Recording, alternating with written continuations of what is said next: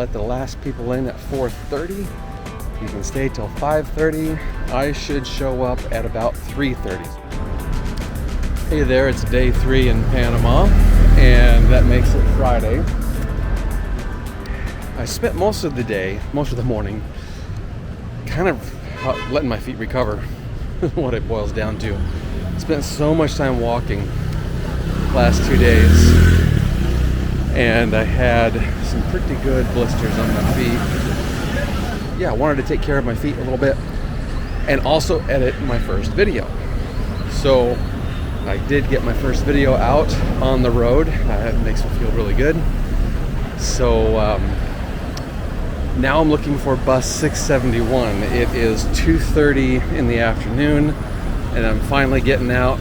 And as far as my normal mode of operation is concerned, this is very late, and I might as well just give up, is what it feels like. But as I'm doing something a little different, I'm gonna choose to be okay with it. Also, the weather the last few days has proven to be very bright and harsh in the mornings, and then it tames down in the afternoon as far as the cloud cover is concerned. Definitely like that as well. So when I head out and shoot, I'm actually going to get some good light. So I'm going to Panama Viejo today, which is way more than an old town. It is an archeological site, and this type of lighting should be really good for that type of text, for that type of subject, because the textures in the brick and all sorts of kind of things are going to be really looking good, I think. And that's usually what I like to see with that kind of subject matter anyway. The sky is absolutely devoid of any type of detail, any type of interest, no clouds, no color, no nothing. So if I do include the sky, it's going to be just to have some negative space. All right, so here is the journey on out to Panama Viejo. They let the last people in at 4:30. You can stay till 5:30. I should show up at about 3:30, so I'm going to have hopefully plenty of time. 2 hours will hopefully be enough for me. Sometimes I guess you just gotta hate Google Maps. Not that it took me to the wrong place, but it took me to the wrong place.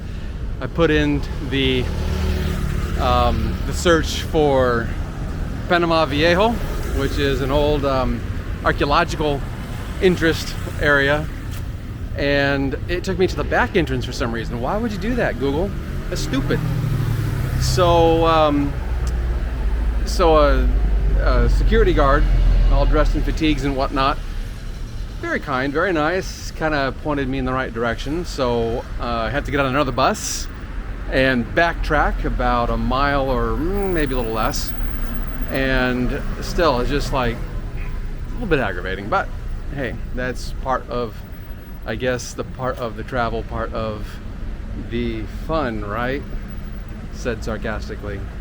So now I wait here for one of 4 different buses that'll take me back between that half mile and mile back that way, and I'll finally get to the entrance, be able to pay my $15 entrance fee. By the time I get there, it'll probably be almost 4 o'clock. So they let the last people in at 4:30. You can stay till 5:30, so is what I was led to believe. We'll see if that's actually the case. It may entirely be a bust, I don't know. We shall see. Sometimes this whole business of tooling around town is really annoying. But anyway, I'm finally here. Was waiting at the bus stop for what seemed like forever. I turned down the first cab that was honking at me, trying to get me to take his services. And then I started flagging down any cab I could think of that I could see. Finally got one that was empty. He said it would be $1, what I assumed to be $1, because I said, ¿Cuánto cuesta por, what did I say?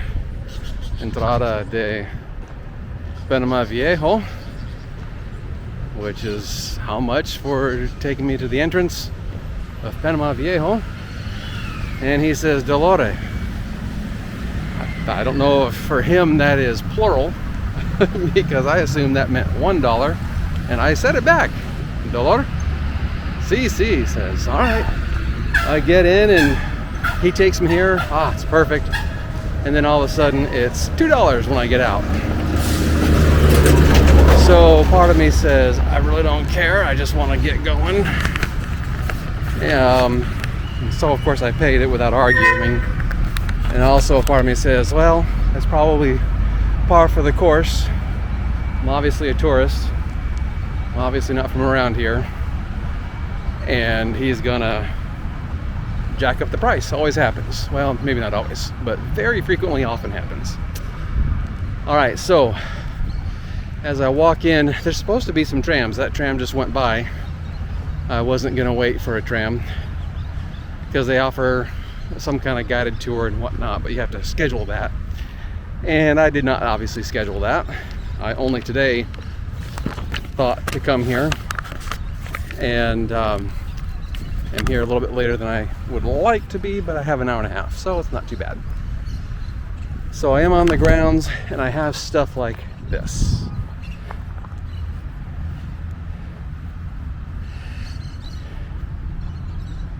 It's kind of nice. There's some English here. That's kind of rendering of what it would have looked like, and then of course what it currently looks like. And this is going to be the kind of thing where I love this kind of stuff, as I'm sure you know, but it's also one of those things where I have to get in a certain frame of mind, because of course I can get a record shot and I don't want to discount those. That's the kind of the problem I have sometimes when shooting a subject like this, is my frame of mind. It's about opening up, or it's about accepting is the wrong word, recognizing. It's about recognizing that there's still a lot of value in getting that record shot, and getting that shot that might feel a little bit boring, or it might feel a little bit, well, just not the creative side of it. And often when I'm in a place like this, I find myself very happy that I got those record shots, because the record shots are also creative. Because there's a certain mindset or a certain practice that you're doing, that you get it yourself into, and that just comes through, even though I'm getting something that's like, I may not be feeling it right now. And so I'm getting that record shot, as it were, where I'm just recording the fact that I was here. But when I do that, oftentimes it turns into something really good.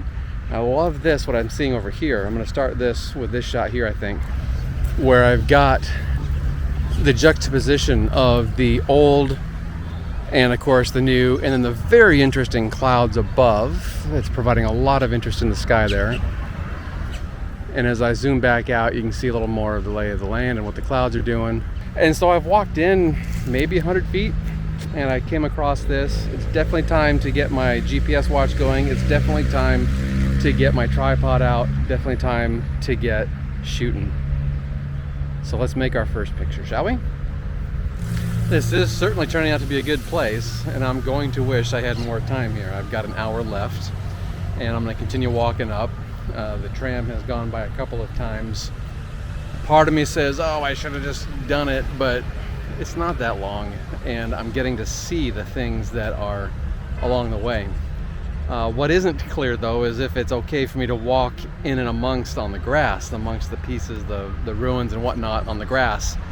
So I'm going to assume that it's not okay until I see other people doing it, because I just don't want to get in trouble.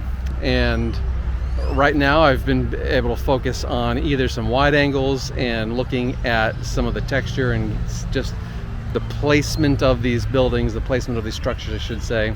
But this last one, of course, it's all about the construct of the new city behind and this really ancient portion that's been preserved. So yeah, that's pretty cool. Looking pretty good. So that cloud behind me is looking pretty sweet, though. Hopefully I can get some other angles going back that way, so I can have that very interesting cloud in the background there. But I shall continue walking on. In fact, I'll just go ahead and grab the camera. I'm done here, and let's just continue walking on and taking a look at this cool place, Panama Viejo.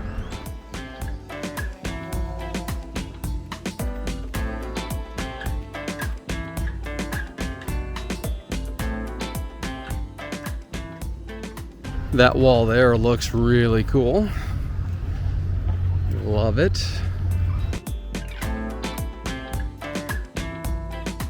The entire complex spanned 2 city blocks, even cutting off a street that ran behind it. The convent accommodated up to 60 Franciscan brothers who frequently embarked on missions to the southern continent and other parts of the isthmus.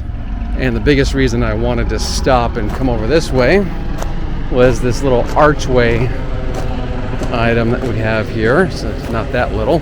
Seeing if I can set up a composition with that very imposing cloud in the background.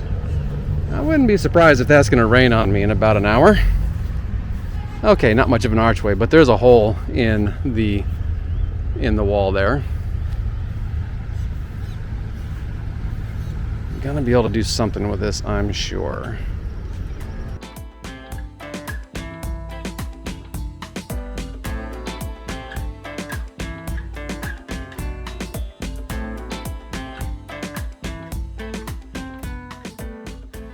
Now, this is kind of interesting.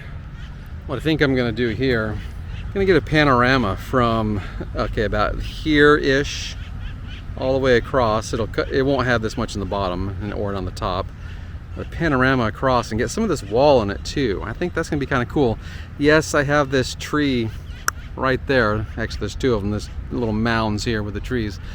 But I think I can make this work even with those trees there. I'll space them just right.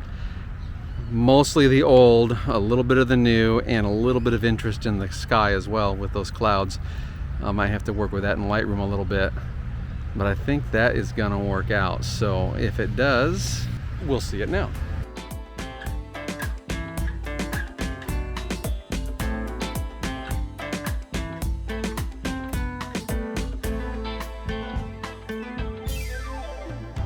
I just shot this one over here.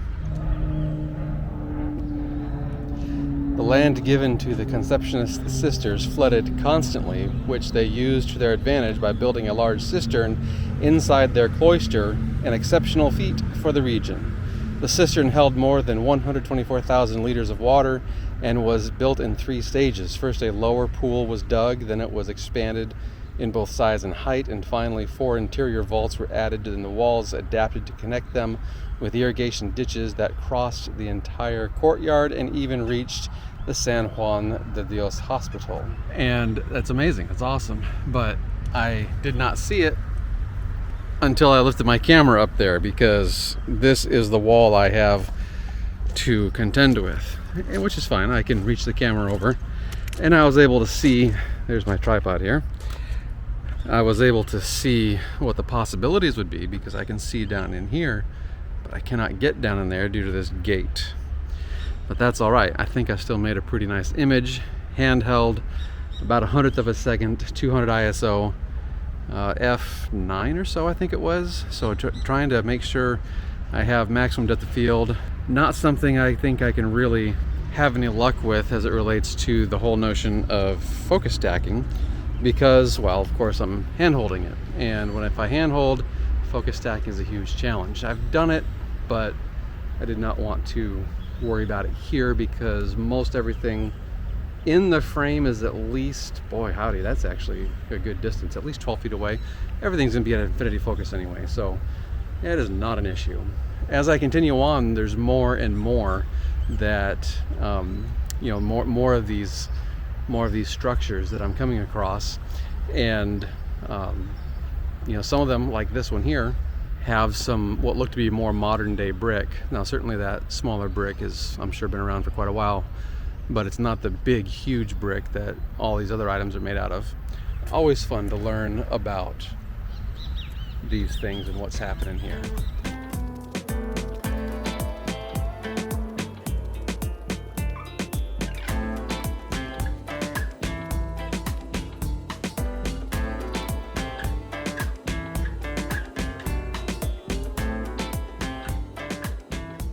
It's sometimes challenging to grab a good composition, especially when modern day tents and whatnot are set up right in the middle of it. But then sometimes you gotta isolate. I see this one here. Sometimes you gotta isolate things. I think it's gonna be pretty cool. I have about 20 minutes left, so gotta make the best of it. Looking pretty cool. I'm certainly glad I was able to come out here, even if it was only for a little bit of time. Well, here's a reason for why I should have taken the tram all the way in. It looks like there's stairs that goes all the way up this bell tower. I always love me a good vantage point like this. So just before the time ends, I'm gonna try and get up there. We'll see if I can make it happen.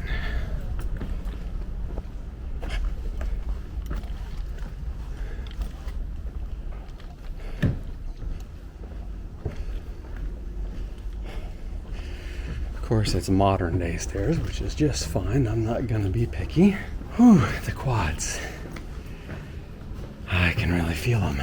My legs are officially extremely tired. Time to put the video down and let's get to shooting.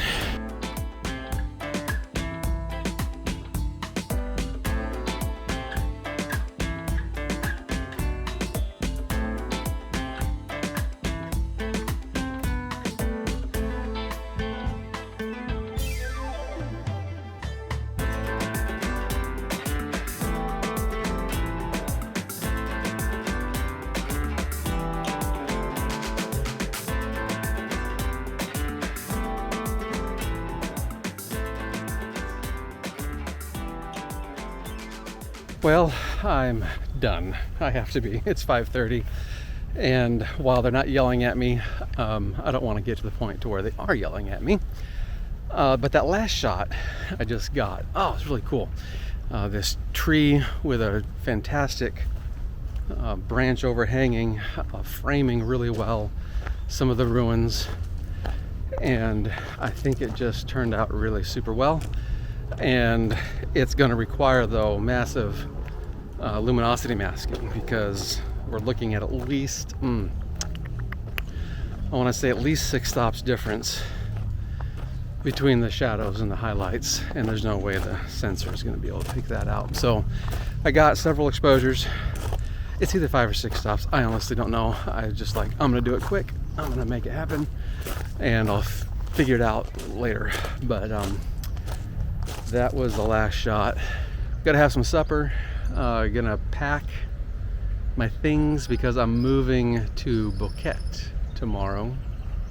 So I won't be doing any filming, won't be doing any shooting. Just simply on the way to Boquete. It should be 6 hours or so bus ride to the city of David. That's the second largest city in Panama. And then I need to get a bus from David to Boquete.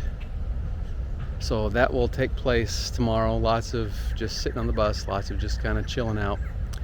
And that's fine. Looking forward to doing that. My feet will be able to heal a little bit more once again. Ooh, I don't know if you heard that thunder, but that's awesome. So that's it for today. So long for now.